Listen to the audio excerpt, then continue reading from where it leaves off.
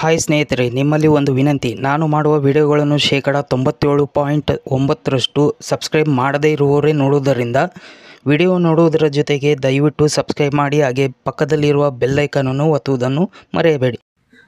ಬೇಸಿಗೆ ಕಾಲದಲ್ಲಿ ನೆಗಡಿ, ಮಳೆಗಾಲದಲ್ಲಿ ನೆಗಡಿ ಯಾವಾಗಲೂ ಮೂಗು ಸುರ್ತಾನೇ ಇರುತ್ತದೆ. ಇದಕ್ಕೆ ಕಾರಣ ಈ ಗ್ರಹದ ಸಂಬಂಧವೇ. ಗಂಡು ಮಕ್ಕಳು ಆಗಲಿ ಅಥವಾ ಹೆಣ್ಣು ಮಕ್ಕಳು ಆಗಲಿ ಅಥವಾ ದೊಡ್ಡವರಾಗಲಿ ಅಥವಾ ಚಿಕ್ಕ ಮಕ್ಕಳೇ ಆಗಲಿ, ಯಾರೇ ಆಗಲಿ ಎಲ್ಲರಿಗೂ ಮೂಗು ಇದ್ದೇ ಇರುತ್ತದೆ. ಮೂಗು ಇದೆ ಅಂದ ಮೇಲೆ ನೆಗಡಿ ಎಲ್ಲರಿಗೂ ಹಾಗೆ ಆಗುತ್ತದೆ, ಅದರದೇ ಸಮಯ ಬಂದಾಗ. ವಿಶೇಷ ಏನಪ್ಪ ಅಂದರೆ, ಕೆಲವರಿಗೆ ಕೆಲವು ಅಂಶಗಳಿಂದ ಹುಟ್ಟಿರ್ತಾರೆ. ಅದರ ಪ್ರಭಾವದಿಂದ ಅವರಿಗೆ ನೆಗಡಿ ನಿಮಿಷಕ್ಕೂ ಬರ್ತಾನೆ ಇರುತ್ತದೆ. ಅದಕ್ಕೆ ಬೇಸಿಗೆ ಕಾಲ, ಮಳೆಗಾಲ ಅಥವಾ ಚಳಿಗಾಲ ಅಂತ ಏನೂ ಇರುವುದಿಲ್ಲ. ಕೆಲವರಿಗೆ ಯಾವಾಗಲೂ ನೆಗಡಿ ನೀರಿನ ಥರ ಸೋರ್ತಾನೆ ಇರುತ್ತದೆ, ದಿನದ 3 ಹೊತ್ತು. ಕೆಲವು ಸಲ ಇದರಿಂದಲೇ ಕೆಲವು ಸಂಬಂಧಗಳು, ಮನಸ್ಸುಗಳು ಒಡೆದು ಹೋಗುತ್ತದೆ. ಯಾಕಂದರೆ ಇದಕ್ಕೆ ಎಷ್ಟೇ ಔಷಧಿ ಪರಿಹಾರ ಮಾಡಿಸಿದರೂ ಪರಿಹಾರ ಆಗುವುದಿಲ್ಲ.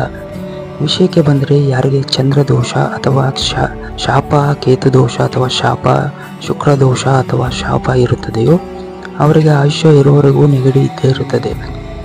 ಯಾರಿಗೆ ಚಂದ್ರ ಕೇತು ಕಾಂಬಿನೇಷನ್ ಅಥವಾ ಚಂದ್ರ ಶನಿ ಕಾಂಬಿನೇಷನ್ ಅಥವಾ ಚಂದ್ರ ಮಂಗಳ ಕಾಂಬಿನೇಷನ್ ಅಥವಾ ಶುಕ್ರ ಮಂಗಳ ಕಾಂಬಿನೇಷನ್ ಇರುತ್ತದೆಯೋ ಅವರಿಗೆ ನೆಗಡಿ ಶಾಶ್ವತವಾಗಿ ಇರುತ್ತದೆ. ಯಾರು 2, 20, 11, 29, 7, 16, 25, 8, 17, 26, 28, 9, 18, 27 ಈ ದಿನಾಂಕದಲ್ಲಿ ಹುಟ್ಟಿರ್ತಾರೋ, ಅಥವಾ ಯಾರು ಸೋಮವಾರ, ಮಂಗಳವಾರ, ಶುಕ್ರವಾರ, ಶನಿವಾರ, ರವಿವಾರ ಹುಟ್ಟಿರ್ತಾರೋ ಅವರಿಗೆ ಏನಾದರೂ ದೋಷಗಳು ಇದ್ದರೆ ನೆಗಡಿ ಶಾಶ್ವತವಾಗಿ ಇರುತ್ತದೆ.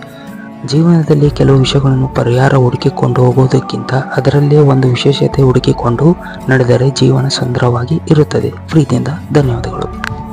ಇನ್ನೂ ಹೆಚ್ಚಿನ ನನ್ನ ವಿಡಿಯೋಗಳು, ಮಾಹಿತಿಗಳು ತಿಳಿಯಬೇಕಾದರೆ ನನ್ನ ಯೂಟ್ಯೂಬ್ ಚಾನಲನ್ನು ಸಬ್ಸ್ಕ್ರೈಬ್ ಮಾಡಿ, ಲೈಕ್ ಮಾಡಿ, ಶೇರ್ ಮಾಡಿ. ಪ್ರೀತಿಯಿಂದ ಧನ್ಯವಾದಗಳು. ನಮಸ್ಕಾರ.